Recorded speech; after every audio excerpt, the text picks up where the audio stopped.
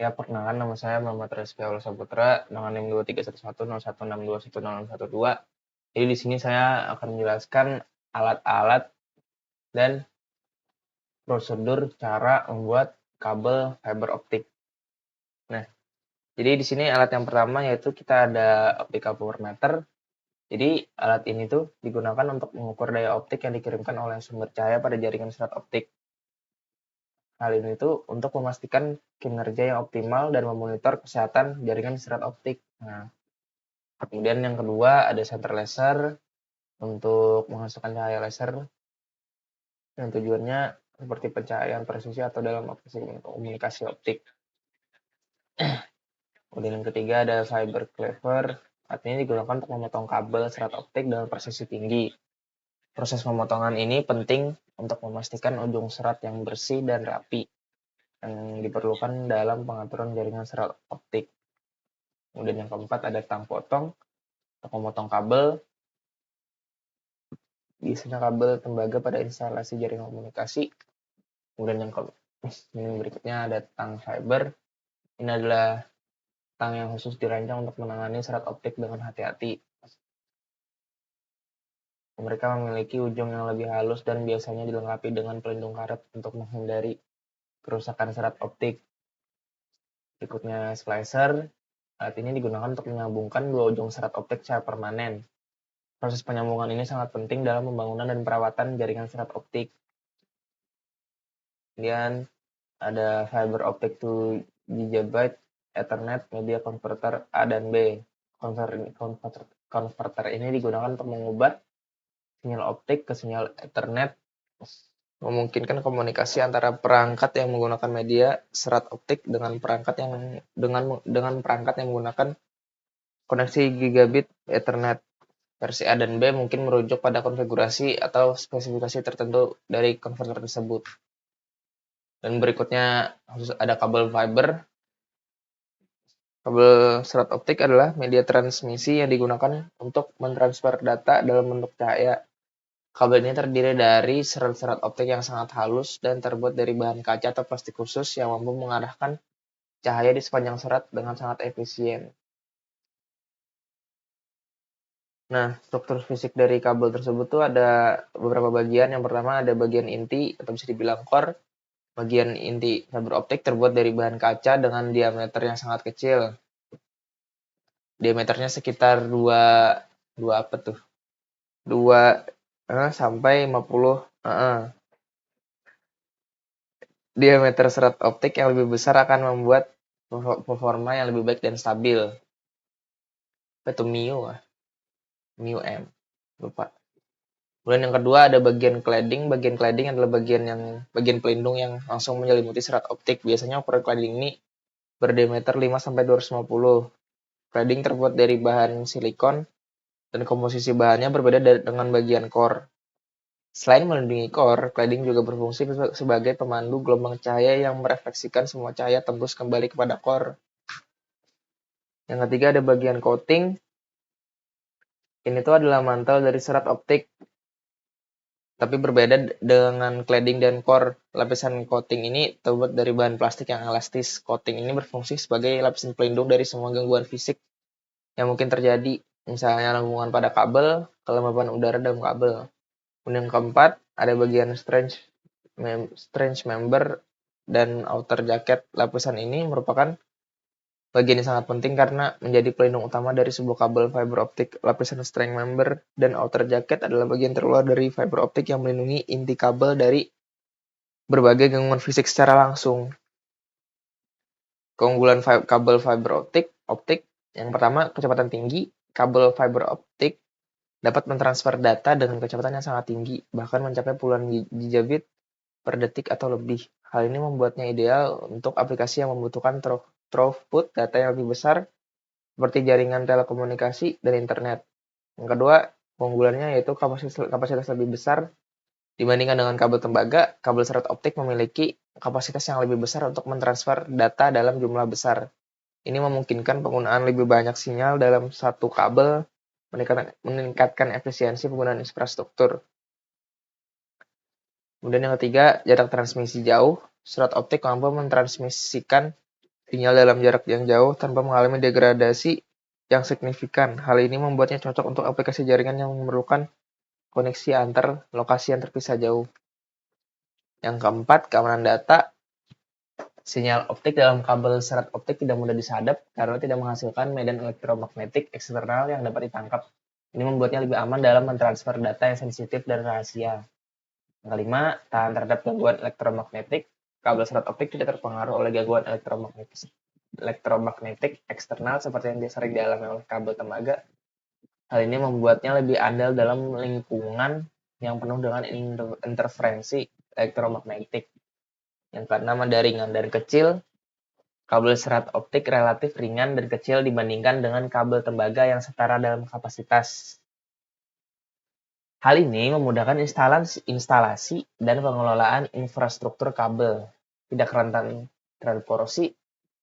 Bahan dasar kaca atau plastik pada serat optik membuatnya tahan terhadap korosi sehingga memperpanjang umur pakai kabel. Nah, kemudian alat berikutnya yaitu ada fast connector. Fast connector fiber optik ini adalah jenis konektor yang serat optik yang dirancang untuk memudahkan instalasi dan pemeliharaan kabel serat optik tanpa memerlukan peralatan khusus atau keahlian khusus dalam pengelasan serat optik. Fungsi fast connector ini salah satu di antaranya memudahkan instalasi, yaitu tidak memerlukan pengelasan serat optik, koneksi cepat, memungkinkan koneksi yang cepat tanpa peralatan khusus, kualitas sinyal baik, memberikan kualitas sinyal yang memadai untuk kebutuhan umum. Nah, kemudian yang terakhir ada penguat kabel, alat yang digunakan untuk menguatkan kabel. Nah, jadi prosedur praktikumnya di sini akan saya bacakan.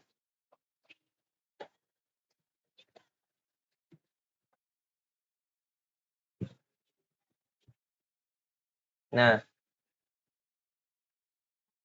jadi yang pertama kita siapkan alat dan bahan yang diperlukan.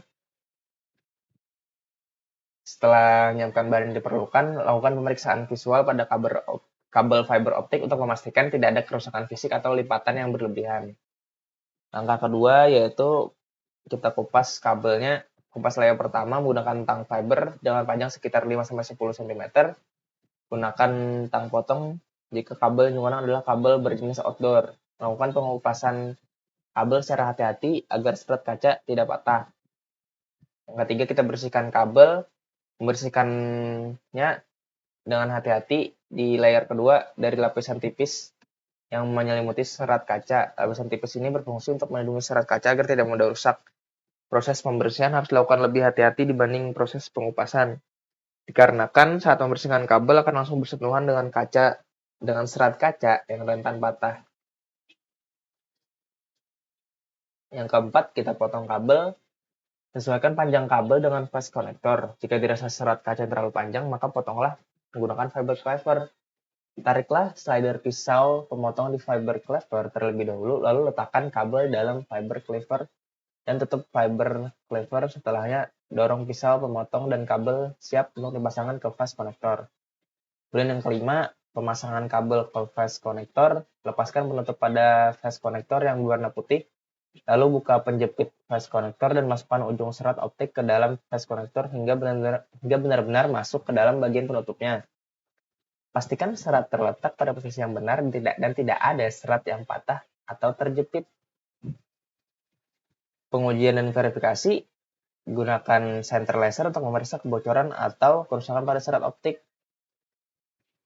Pastikan tidak ada cahaya yang bocor atau gangguan lainnya. Kabel yang baik akan menghantarkan cahaya laser ke sisi lainnya dengan sangat baik. Atau seperti cahaya lasernya lebih tetap terang. Kemudian yang ketujuh, kita meriksa kualitas sinyal. Untuk menguji yang lebih detail bisa menggunakan optical power meter. Optical power meter ini akan menampilkan detail kondisi kabel seperti angka redamannya. Cara menggunakannya adalah dengan memasangkan senter laser ke ujung kabel fiber, lalu memasangkan ujung lainnya ke optical power meter. Untuk kabel yang baik, mempunyai redaman di -10 dan yang paling buruk berada di angka -40. Kemudian yang angka ke-8, pemasangan dengan slicer.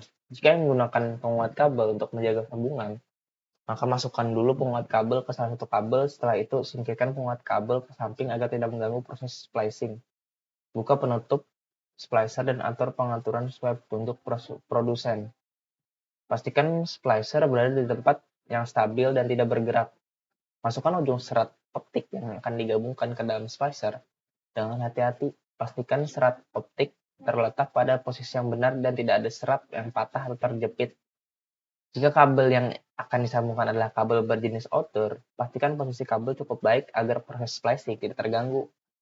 Masukkan ujung serat optik yang akan digabungkan ke dalam splicer dengan hati-hati. Pastikan serat optik terletak pada posisi yang benar. Tekan tombol start pada splicer untuk memulai proses splicing kedua ujung kabel.